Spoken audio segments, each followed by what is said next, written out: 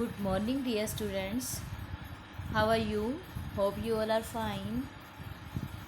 Today we will do function of accounting in chapter 1.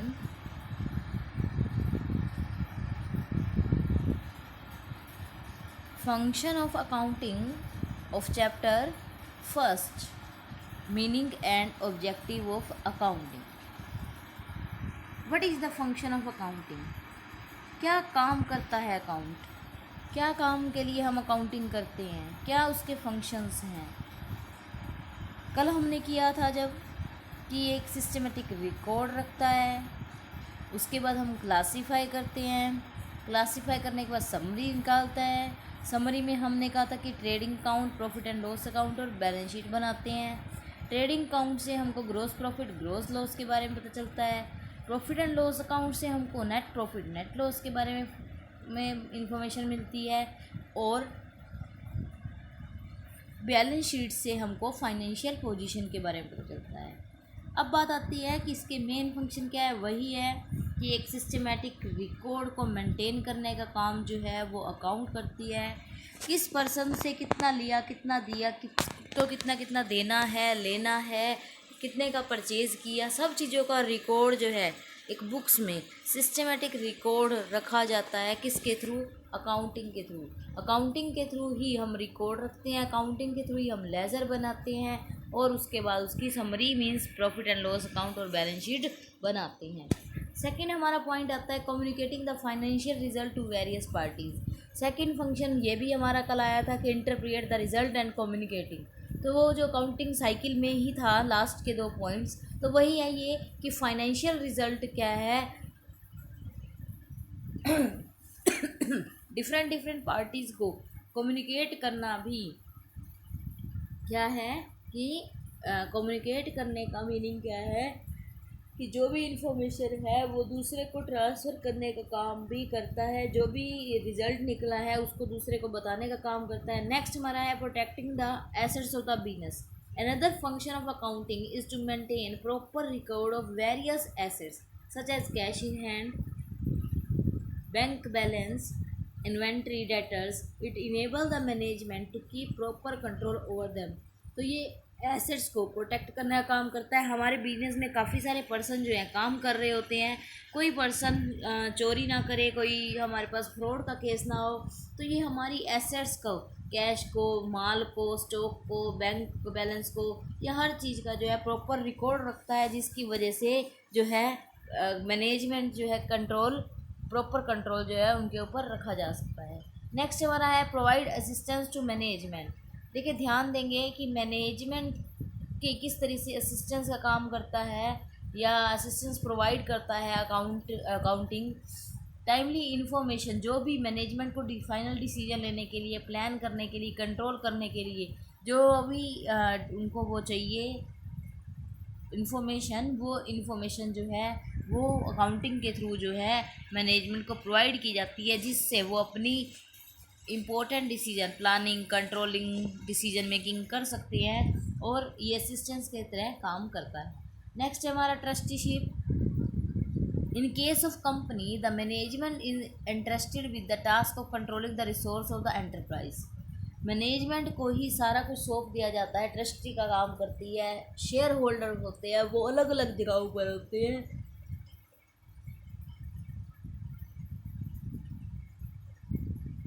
Share holder क्या करते हैं, पैसा लगा देते हैं, लेकिन सारा काम जो है कंपनी को संभालने का काम, मैनेज करने का काम जो है वो मैनेजमेंट के हाथ में होता है। तो एक अकाउंट्स के थ्रू ही वो जो है उनके ऊपर कंट्रोल कर सकते हैं, जिससे सारा रिकॉर्ड अगर बना रहेगा तो वो उसकी कभी भी चेकिंग करा लेते हैं, मतलब ऑडिट करा लेते हैं अकाउंट्स को। तो वो कभी भी जो है अपने अकाउंट्स को चेक कराकर होने वाले फ्रॉड्स को रोका जा सकता है, या फिर हम कह सकते हैं कि कंट्रोल रहता है उनका। Complaints of legal needs under the provision of various law such as company act, income tax act, goods and service act extra. A business firm has to submit various statements such as annual accounts, income tax and GST return etcetera. Accounting perform this function by supplying the information to the other parties.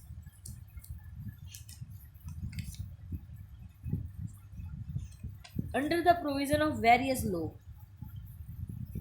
Various law के provisions के according income tax authority, goods and service tax, या फिर हम कह सकते हैं कि सब में एनुअल अकाउंट्स की स्टेटमेंट जो है डिफरेंट डिफरेंट टाइप जो है आपको फिल करनी पड़ती है, या हम कह सकते हैं कि उनको अपना इंफॉर्मेशन देनी पड़ती है, सप्लाई करनी पड़ती है गवर्नमेंट एजेंसी को भी। तो वो क्या है कि हेल्प करता है ये लीगल नीड्स को फुलफ़िल करने में, कंप्लीट करने में। आगे आता है क्या है, गुड्स एंड सर्विस टैक्स। यहाँ देखेंगे आप, गुड्स एंड सर्विस टैक्स की बात करते हैं कि ऑल इनडायरेक्ट टैक्स, जो भी एक्साइज ड्यूटी है, सेल टैक्स है, वैट, सर्विस टैक्स है, have been merge into a single tax. मतलब सारे टैक्स ख़त्म कर दिए गवर्नमेंट ने, क्या करा है, एक सिंगल टैक्स लगा दिया है, जीएसटी। जो पहले एक्साइज ड्यूटी लगाता था, सेल टैक्स लगाता था, वैट लगाता था, तो अलग अलग टाइप के टैक्स जो है वो काउंट की जाती थी। लेकिन अब क्या है, परचेज़ के टाइम पर जीएसटी पेड हो जाएगा और सेल के टाइम पर कलेक्ट रहेगा, एक सिंगल टैक्स हो चुका है। नेक्स्ट है हमारा फिक्सिंग रिस्पॉन्सिबिलिटी। रिस्पॉन्सिबिलिटी को फिक्स करने की बात आती है कि किस पर्सन की रिस्पॉन्सिबिलिटी बनती है, वो तभी पॉसिबल होगा जब हमें प्रॉपर रिकॉर्ड रखेंगे। Another function of accounting is to determine the profitability of each department of an enterprise. हर पर्सन, हर डिपार्टमेंट की जो है प्रॉफिटेबिलिटी की जो है जिम्मेवारी किसी एक पर्सन की होती है, ये तभी फिक्स हो पाएगी कि it facilitate the fixing of responsibility of each department head. Her department के हेड को की रिस्पॉन्सिबिलिटी फिक्स करने में जो है अकाउंटिंग हेल्प करती है। तो काफ़ी सारे फंक्शन हो गए हमारे अकाउंटिंग के। एक सिस्टमेटिक रिकॉर्ड रखती है, एक कम्युनिकेट करती है, एक प्रोटेक्ट करती है एसेट्स को हमारी, और साथ ही साथ मैनेजमेंट का असिस्टेंस के वर्क में काम करती है, लीगल नीड्स को फुलफ़िल करने में काम करती है, ट्रस्टीशिप का काम करती है, रिस्पॉन्सिबिलिटी को फिक्स करने में भी हेल्प करती है। तो ये तो थे हमारे फंक्शंस। अब बात आती है book keeping, accounting and accountancy. आपने 3 टर्म्स आप देख रहे हैं, book keeping, accounting and accountancy. Book keeping क्या है? बुक कीपिंग एक आर्ट है जो बिजनेस को रिकॉर्ड, ट्रांजैक्शंस को रिकॉर्ड करने का काम करती है, जिसमें हम कौन कौन सी बुक्स को रखेंगे, किस तरह से मैनेज करेंगे, किस तरह से प्रिपेयर करेंगे, वो काम जो है बुक कीपिंग के अंदर किया जाता है। तो हम ये कह सकते हैं कि बुक कीपिंग, अकाउंटिंग और अकाउंटेंसी हैं तो बिल्कुल तीनों डिफरेंट ही भी, वो काफ़ी सारे डिफरेंस हैं, लेकिन देखने में ये सिनोनिम से लगते हैं। Book keeping is the science and art of recording correctly in the books of account all those business transaction that result in transfer of money और मनी इज वर्थ। जो भी मनी की नेचर में measure की जा सकती हैं, उन ट्रांजेक्शन्स को एक ही जगह पर इस तरीके से रिकॉर्ड किया जाता है कि उसी को ही हम क्या कहेंगे, बुक कीपिंग। तो यहाँ पर बात आती है, जो भी हमने रिकॉर्डिंग पढ़ा है, तो वो रिकॉर्डिंग क्या था, यही था। जब हम रिकॉर्ड करते हैं तो एक छोटे लेवल पर जब हम काम कर रहे हैं तो वो बुक कीपिंग कहलाएगी। कैसे, ध्यान से समझेंगे। It is mainly concern with record keeping और maintenance of books of account. The maintenance of book of account include the following 4 activity.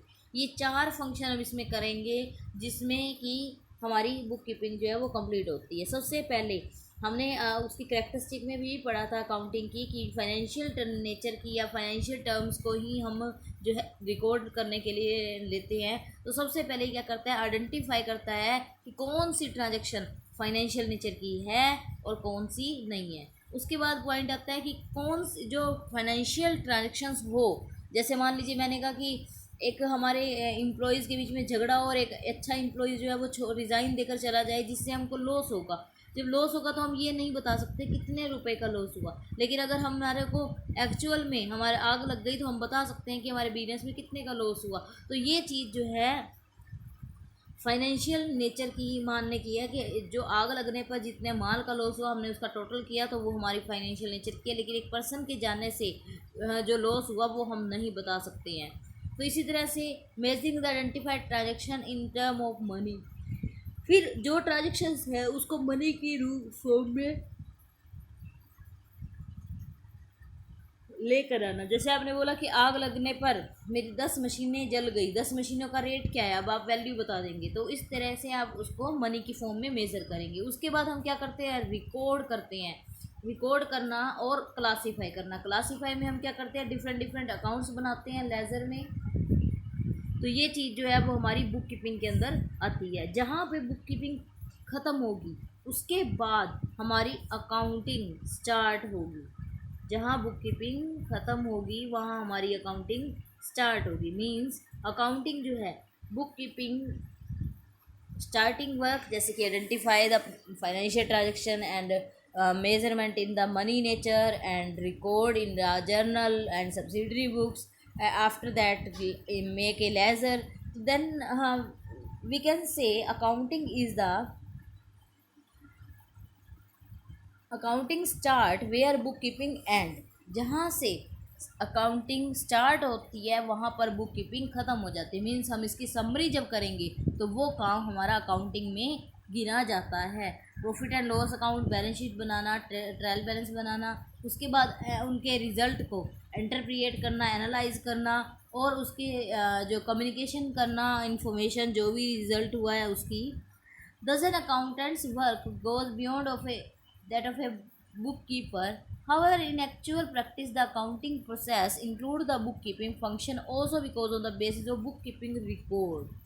An accountant draw up periodically such financial statement, profit and loss account, balance sheet, etc. In a small concern, the accountant perform the work of a bookkeeper also. तो यहाँ पर बात की जाती है कि accountant का जो वर्क है वो क्या है, चलता है किसकी हेल्प से, बुक कीपर की हेल्प से, या फिर हम कह सकते हैं कि अकाउंटेंट का जो वर्क है वो कौन करता है, जो बुक कीपर है। हाउएवर इन एक्चुअल प्रैक्टिस, जो भी हमारी एक्चुअल प्रैक्टिस है वो क्या हो रही है, बुक कीपिंग का फंक्शन है। उसके बाद बुक कीपिंग के रिकॉर्ड के बाद ही नेक्स्ट जो है वो ड्रॉ करेगा। बुक कीपर ने जो बनाया उसके बाद का काम कौन करेगा, अकाउंटेंट।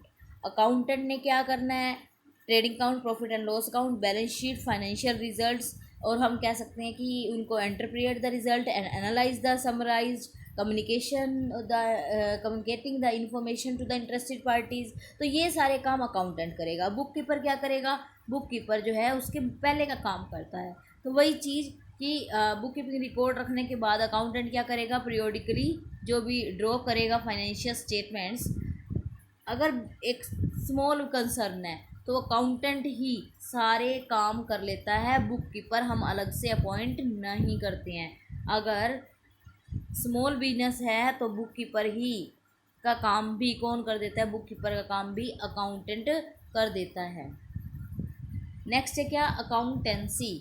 अकाउंटेंसी क्या होती है, आपकी बुक का नेम है अकाउंटेंसी, आपकी बुक का नेम है अकाउंटेंसी। तो अकाउंटेंसी का क्या मतलब है, वो systematic knowledge of accounting concern with the principle and technique which are applied in accounting. जो अकाउंटिंग में आप प्रिंसिपल टेक्निक जो भी आप सीखेंगे, मतलब कि अप्लाई करेंगे, उसको सीखना, उसके सिस्टमेटिक नॉलेज लेना ही क्या है, अकाउंटेंसी है। It tell us how to prepare the book of account, किस तरीके से आप अकाउंट्स बनाएंगे, किस तरीके से आप ट्रेडिंग अकाउंट बनाएंगे, किस तरीके से प्रॉफिट एंड लॉस अकाउंट बनाएंगे, किस तरीके से आप समरी करेंगे, किस तरीके से आप इंटरेस्टेड पार्टीज़ को कम्युनिकेट करेंगे। तो ये सारा कुछ सीखना, इसकी entire body of theory and practice of accounting, मतलब इसके लिए सीखना ही क्या है, अकाउंटेंसी है। जो भी हम लर्न कर रहे हैं या हो रहा है वो क्या है, हमारी अकाउंटेंसी कहलाएगी।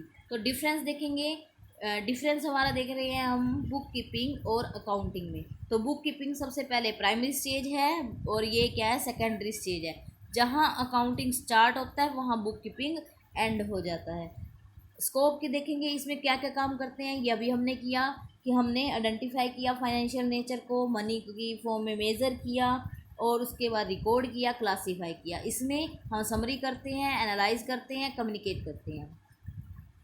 नेक्स्ट हमारा पॉइंट आता है क्या, ऑब्जेक्टिव। मेन ऑब्जेक्टिव क्या है, सिस्टमेटिक रिकॉर्ड रखना फाइनेंशियल नेचर का। इसमें क्या है, net profit and net loss को फाइंड आउट करना। नेचर ऑफ जॉब, ये जो है क्लरिकल नेचर की है, रूटीन का फंक्शन होता है। ये एनालिटिकल नेचर की है, ये अकाउंटेंट करेगा, ये जूनियर स्टाफ करता है, ये सीनियर स्टाफ करता है। नॉलेज लेवल लिमिटेड लेवल चाहिए आपको नॉलेज का, लेकिन इसमें हायर लेवल ऑफ नॉलेज चाहिए। Analytical skill, book keeper is not required to possess analytical skill, लेकिन यहाँ जो है पोजेस रहता है, रिक्वायर्ड रहता है। नेक्स्ट हमारा डिफरेंस है क्या, अकाउंटिंग एंड अकाउंटेंसी में देखेंगे ध्यान से। अकाउंटिंग एंड अकाउंटेंसी में डिफरेंस है। फर्स्ट पॉइंट है हमारा, ये क्या करता है, रिकॉर्ड करता है, क्लासिफाई करता है, समरी करता है, और ये क्या करता है, बॉडी ऑफ नॉलेज है जो कि रूल और प्रिंसिपल को पर्सन को किस तरीके से उसको यूज़ करना है वो सिखाता है। स्कोप क्या है, इसका नैरो स्कोप है। Accounting start where book keeping end, it is much wider in scope. Book keeping as well as accounting सबकी नॉलेज जो है ये देता है। रिलेशन की बात करें तो अकाउंटिंग के केस में ये डिपेंड है बुक कीपिंग पर, और ये दोनों ही बुक कीपिंग और अकाउंटिंग दोनों ही डिपेंड है अकाउंटेंसी पर। जब तक अकाउंटेंसी आपको आएगी नहीं तो ना तो आप बुक कीपिंग कर सकते हैं ना ही अकाउंटिंग कर सकते हैं। फंक्शन क्या है, it's main function to ascertain the net result and the financial position of the business and to communicate them to interested parties. तो मेन फंक्शन क्या है हमारा इसका, नेट रिजल्ट को फाइंड आउट करना और उसके फाइनेंशियल पोजीशन को फाइंड आउट करना, लेकिन इसका क्या है, डिसीजन मेकिंग में या इंफॉर्मेशन प्रोवाइड करने में हेल्प करना। नेक्स्ट हमारा आता है क्या, टाइप और सब field of accounting. Type of और सब फील्ड ऑफ अकाउंटिंग, अकाउंटिंग के क्या टाइप्स हैं वो देखेंगे आप। सबसे पहले हम क्या कहते हैं कि कितने टाइप की अकाउंटिंग होगी, तो डिफरेंट टाइप की अकाउंटिंग है, जैसे कि financial accounting, cost accounting, management accounting, tax accounting, social responsibility accounting. तो ये हमारी जो है डिफरेंट ब्रांच हम कह सकते हैं कि इसमें है। फाइनेंशियल अकाउंटिंग जो आप 11th और 12th में कर रहे हैं वो क्या है आपकी फाइनेंशियल अकाउंटिंग, जिसमें आप क्या करते हैं, सिस्टमेटिक मैनर्स में रिकॉर्ड रखते हैं, प्रॉफिट एंड लॉस अकाउंट बनाते हैं, और balance sheet means financial position of the business बताते हैं, और उस रिजल्ट को इन्फॉर्मेशन जो है इंटरेस्टेड पार्टीज़ को मैसेज या फिर कम्युनिकेट करते हैं। नेक्स्ट क्या है, कॉस्ट अकाउंटिंग। अब देखो हमको क्या करना होता है कि किसी प्रोडक्ट की क्या कॉस्ट आई है, कोई भी प्रोडक्ट का सेल प्राइस डिसाइड करने से पहले उसकी कॉस्ट जो है वो डिसाइड करनी पड़ती है। कॉस्ट क्या आई है, जब हम कॉस्ट अकाउंट बनाएंगे तभी तो हम बता सकेंगे ना कि एक पर्टिकुलर जो मैन्युफैक्चरिंग हमने कराई है तो उसकी क्या कॉस्ट आई है। उस कॉस्ट के अंदर आपको प्रॉफिट ऐड करके आप सेल प्राइस जो है वो बता सकते हैं। तो कॉस्ट अकाउंटिंग जो है वो कॉस्ट को कैलकुलेट करने के काम आता है। नेक्स्ट हमारा है मैनेजमेंट अकाउंटिंग। मैनेजमेंट अकाउंटिंग क्या होती है, मैनेजमेंट क्या काम कर रही है, मैनेजमेंट किस तरीके से काम कर रही है, उनका रिकॉर्ड कैसे दिया जाए। तो मैनेजमेंट अकाउंटिंग जो है वो प्रेजेंट करती है accounting information in such a way to assistant in the management in the planning and controlling of the operation. किस तरीके से प्लान किया जा रहा है, किस तरीके से कंट्रोल किया जा रहा है, उसके लिए जो जो खर्च हुआ है, या हम कह सकते हैं कि management accountant uses various technique and concept to make the accounting data more useful before managerial decision making. तो इनके लिए जो हेल्पफुल करने के लिए, या हम कह सकते हैं कि जो भी हमने कैश के लिए, फंड के लिए जो भी जो प्लान करना है उससे रिलेटेड डाटा जो है उनको चाहिए होता है। तो ये हमारा मैनेजमेंट अकाउंटिंग आएगा। नेक्स्ट क्या है, टैक्स अकाउंटिंग। टैक्स को कैलकुलेट करने के लिए भी टैक्स अथॉरिटी जो है अकाउंट्स को ही देखती है। तो टैक्स अकाउंटिंग जो है हम टैक्स को कैलकुलेट करने के लिए या टैक्स पर्पज़ के लिए जो है बनाए जाते हैं। आजकल 2 टाइप के टैक्स हैं जो कि सारे टैक्स ख़त्म कर क्या है जीएसटी कर दिया है, लेकिन इनकम टैक्स पर्सनल होता है, पर्सनल इनकम टैक्स अकाउंट होता है। तो इसलिए हम इनकम टैक्स और जीएसटी के कैलकुलेशन के लिए भी टैक्स अकाउंटिंग बनाते हैं। उसके बाद social responsibility accounting. Social responsibility accounting क्या है बेटा, कि सोसाइटी को, हम सोसाइटी में रह रहे हैं, एक बिजनेस सोसाइटी में रहकर, सोसाइटी में रहते हुए, सोसाइटी में बना, सोसाइटी में ही काम कर रहा है, सोसाइटी के पर्सन ही काम कर रहे हैं। तो सोसाइटी में रहते हुए सोसाइटी के लिए, सोसाइटी से ही कमा लेना है उसने, है ना। तो वो क्या है कि उसकी भी रिस्पॉन्सिबिलिटी बनती है, जब सोसाइटी इतना ज़्यादा उसके ऊपर जो है उसकी फेवर में है, या सोसाइटी इतनी ज़्यादा उसको प्रोवाइड कर रही है फैसिलिटीज़, तो उसकी भी कुछ बनती है, मीन्स उसका भी कुछ रिस्पॉन्सिबिलिटी बनती है कि वो भी इस तरीके से इंफ्रास्ट्रक्चर प्रोवाइड करे या इस तरीके से काम करे जिससे सोसाइटी का वेलफेयर हो, सोशल वेलफेयर रहे। जैसे कि आप क्या क्या खर्च कर रहे हैं, अगर आपको मैं एक बात यहाँ पर बताना चाहूँ तो हम सोसाइटी के लिए जो खर्च करते हैं, बिजनेस जो है सोसाइटी के लिए जो खर्च करता है वो क्या है कि उसकी रिस्पॉन्सिबिलिटी होती है, क्योंकि वो सोसाइटी में पोल्यूशन भी फैलाता है, उस सोसाइटी के पर्सन से ही काम ले रहा होता है, रॉ मटेरियल वो सोसाइटी से ही मिलता है। और जो एम्प्लॉयमेंट है, जॉब करने वाले पर्सन हैं, एम्प्लॉयज़ हैं, वो भी उसको सोसाइटी से मिलते हैं। तो वो क्या है, इस तरीके से उसकी रिस्पॉन्सिबिलिटी बनती है वो सभी को सेटिस्फाई करके चले, कंज्यूमर को अच्छा प्रोडक्ट दे, और साथ ही साथ जो हमारे एम्प्लॉयज़ हैं उनको ज़्यादा से ज़्यादा एम्प्लॉयमेंट दे। तो ये उसकी रिस्पॉन्सिबिलिटी बनती है। एनवायरनमेंट फ्री को जो है कंट्रीब्यूशन करे एनवायरमेंटल के लिए भी।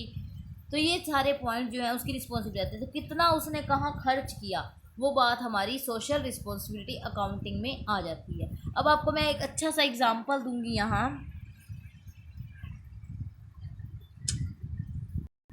कि किस तरह से कोई कंपनी सोशल रिस्पॉन्सिबिलिटी को में रोल प्ले करेगी। देखेंगे आप यहाँ, जैसे आप यहाँ हमारे यहाँ क्या है, जिंदल स्टील कंपनी है ना। जिंदल स्टील कंपनी ने क्या करा कि अपने वर्क को करने के साथ साथ सोशल रिस्पॉन्सिबिलिटी कैसे उसने प्ले किया है रोल। जैसे मैं कह सकती हूँ कि यहाँ पर जिंदल उन्होंने पुल बना दिया, पहले रोड जाम हो जाया करता था तो उससे क्या हुआ, उन्होंने पुल बना दिया। उसके साथ साथ हम ये कह सकते हैं कि उन्होंने जिंदल पार्क बनाया, एंटरटेनमेंट के लिए ज्ञान केंद्र बनाया, जिंदल हॉस्पिटल बनाया, स्कूल बनाया। तो ये सारे एग्जाम्पल जो हैं वो क्या है, उन्होंने अपनी कंपनी के लिए खर्च नहीं किया है, वो सोसाइटी के लिए खर्च किया है। तो वहाँ पर उन्होंने कितना खर्च किस काम पर किया उसके प्रॉपर अकाउंट बनाए जाएंगे, तो वही अकाउंट हमारे सोशल रिस्पॉन्सिबिलिटी अकाउंटिंग कहलाएंगे। Accounting as a source of information, accounting कैसे एक इंफॉर्मेशन का सोर्स है और किस तरीके से उसको हम आगे कन्वे करते हैं information.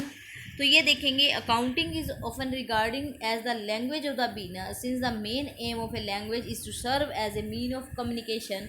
Accounting communicate the result of business activity to manager, owner, investor, creditor, lender, government etcetera.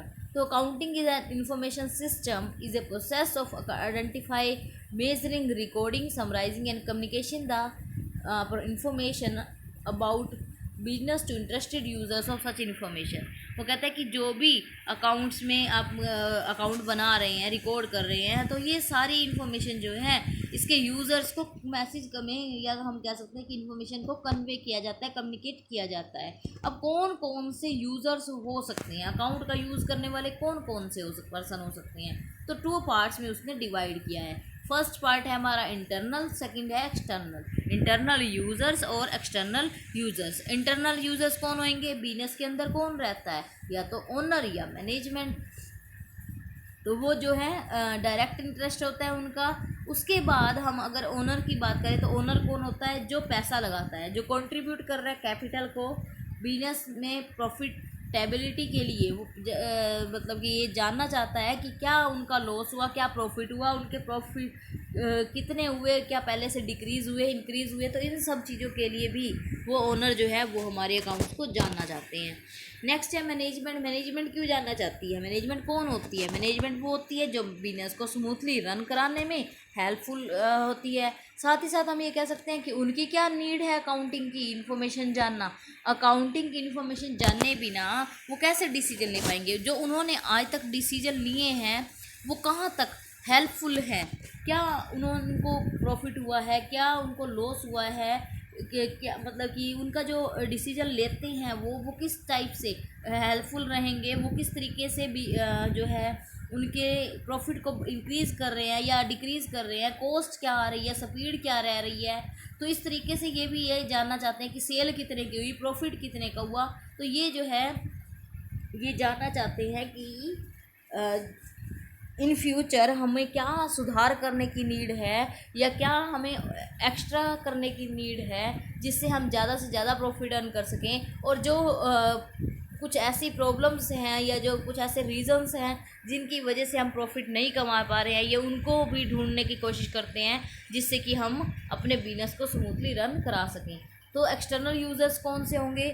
जो हमारे ऑर्गेनाइजेशन से रिलेटेड तो हैं लेकिन not part of the management are called external users of accounting information. यहाँ देख सकते हैं एक्सटर्नल यूजर्स में कौन कौन आएंगे। हमारे आएंगे इन्वेस्टर्स जो पैसा इन्वेस्ट करते हैं, एक होते हैं इन्वेस्टर्स, एक होते हैं पोटेंशियल इन्वेस्टर। इन्वेस्टर्स कौन होंगे? जो एक्चुअल जिन्होंने हमारे बिजनेस में इन्वेस्ट किया हुआ है। पोटेंशियल इन्वेस्टर कौन होंगे? जो कि फ्यूचर में इन्वेस्ट करने का सोच रहे हैं, पोटेंशियल जिनकी संभावना है, हाँ वो फ्यूचर में इन्वेस्ट कर सकते हैं। Creditors, landers, employees and government. Creditors कौन होंगे? जो हमारे लेनदार हैं, जिन्होंने हमसे पैसा लेना है तो वो हमारे अकाउंट के बारे में क्यों जानना चाहेंगे। वो तो पोटेंशियल इन्वेस्टर्स कौन हुए? जो कि इन्फॉर्मेशन जानते हैं कि कौन सा बिजनेस जो है वो अप जा रहा है, किसके शेयर जो है वो राइज हो रहे हैं, तो वो उसमें इन्वेस्ट करने की सोचते हैं। शॉर्ट टर्म क्रेडिटर्स में जो सप्लायर्स हो गए, जो हमको गुड सप्लाई करते हैं, सप्लाई कर रहे हैं लेकिन क्रेडिट में कर रहे हैं, उधार में कर रहे हैं। जब वो उधार में कर रहे हैं तो वो ये जानना चाहते हैं कि हमारे बिजनेस को क्या प्रॉफिट्स हुए हैं, तो क्या हम उनकी जो पेमेंट है वो टाइमली कर पाएंगे या नहीं। इसी तरह से लॉन्ग टर्म क्रेडिटर्स भी हो सकते हैं। लॉन्ग टर्म क्रेडिटर्स कौन है? लॉन्ग टर्म क्रेडिटर्स वो क्रेडिटर होंगे जो कि हमारे बिजनेस को अमाउंट या कह सकते हैं कि कुछ अमाउंट जो है वो इंटरेस्ट पर देते हैं। वो ये जानना चाहते हैं कि क्या हमारे पास इतना अमाउंट है कि हम उनकी अमाउंट को वापस विद इंटरेस्ट पे कर पाएंगे। साथ ही साथ हम कहते हैं कि एम्प्लॉयज़ भी जो है एक्सटर्नल यूज़र्स हैं, एम्प्लॉयज़ ये जानना चाहते हैं कि हमें कितना प्रॉफिट हुआ है, तो क्या हम उनको उनकी सैलरी को इंक्रीज़ कर पाएंगे या हमें उनके हायर वेजेस और बोनस जो है उनको दे पाएंगे। नेक्स्ट हमारा पॉइंट आता है tax authority. Tax authority need information for the assessment of income tax, goods and service tax. Tax authority क्या करेगी? टैक्स को कैलकुलेट करने के लिए ही जो है अकाउंट जानना चाहेगी। गवर्नमेंट क्यों जानना चाहेगी? गवर्नमेंट ये जानना चाहती है कि कौन सा बिजनेस सोसाइटी में जो है सोसाइटी का वेलफेयर कर रहा है, जिससे उसको सब्सिडी दी जाए या कोई भी टैक्स की क्या उनके लिए टैक्स की पॉलिसी बनाई जाए, तो इसके लिए भी गवर्नमेंट जानना चाहती है। सोशल रिस्पॉन्सिबिलिटी ग्रुप, कुछ ग्रुप्स बने होते हैं जो सोसाइटी के वेलफेयर में लगे होते हैं, वो भी ये जानना चाहते हैं कि कोई बिजनेस हमारे एनवायरनमेंट को किस तरीके से इम्पैक्ट कर रहा है, क्या वो उसके लिए कहीं पे कर रहा है या नहीं कर रहा है, तो इसके लिए भी वो अकाउंट्स को जानना चाहते हैं। पब्लिक कौन होती है? कोई भी पर्सन जो पब्लिक में होगा, जैसे कि हम कह सकते हैं मीडिया भी कह सकते हैं। साथ ही साथ an enterprise effect the public in variety of way such A provider employment, provider of amenities of the locality, कोई भी हो सकते हैं, कस्टमर्स हो सकते हैं। तो वो ये सारा जानना चाहते हैं कि हमें क्या प्रॉफिट और क्या लॉस हुए हैं। नेक्स्ट क्या है? कंपटीटर। कंपटीटर कौन होते हैं? जो हमारे टाइप के सेम बिजनेस मैन होते हैं, जो हमारे टाइप का ही सेम बिजनेस कर रहे होते हैं। वो ये चाहते हैं कि हम वो आपके अकाउंट से आपकी वीकनेस स्ट्रेंथ को पता लगा सके, जिससे वो जो है अपने बिजनेस को उसी तरीके से बढ़ा सके। नेक्स्ट हमारा बात आती है advantage of uses of accounting की। तो advantage of uses of accounting जो है वो हम नेक्स्ट वीडियो में करेंगे। जो आपको क्लास में कराया जा रहा है उससे रिलेटेड आप वर्क जो है अपना कंप्लीट कर लेंगे अपनी नोटबुक्स में। नेक्स्ट वीडियो में करेंगे हम advantage and limitations of accounting. अगर आपको सभी को क्लियर हो रहा है तो चैनल को सब्सक्राइब करना और लाइक करना बिल्कुल नहीं भूलें। Thank you and bye bye. Have a nice day.